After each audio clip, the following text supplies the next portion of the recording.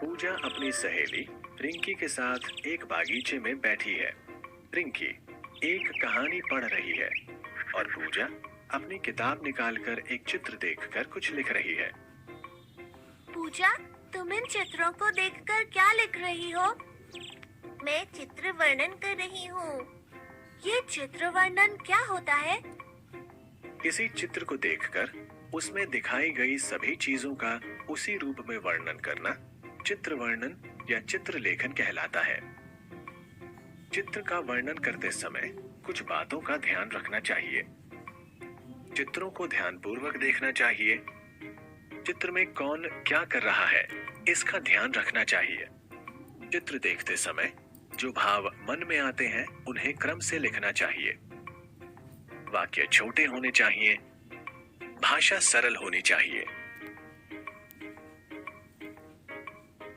आओ देखो, अब मैं इस चित्र का वर्णन करती हूँ।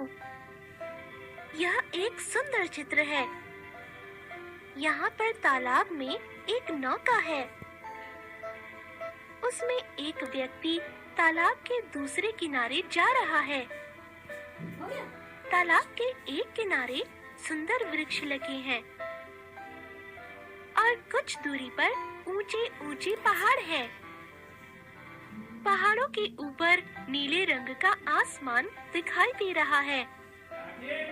तालाब के दूसरे किनारे पर लाल और सफेद रंग के सुंदर फूल खिले हैं और बहुत हरियाली भी है। छोटे छोटे पौधे यहाँ की सुंदरता को बढ़ा रहे हैं। रिंकी, अब जिस प्रकार मैंने चित्र का वर्णन किया, तुम भी उसी प्रकार इस चित्र का वर्णन करो। ठीक है, मैं करती हूँ। यह एक ऋषि के आश्रम का चित्र है। यहाँ पर ऋषि तपस्या कर रहे हैं। उनके सामने एक पुस्तक रखी है। पुस्तक के सामने हवन कुंड भी बना हुआ है। हवन कुंड के पास हवन की सामग्री रखी है। पास में ही कुछ फूल भी रखे हैं। आश्रम के चारों ओर सुंदर वृक्ष लगी हैं। यहाँ पर सुंदर सुंदर फूल भी खिले हैं।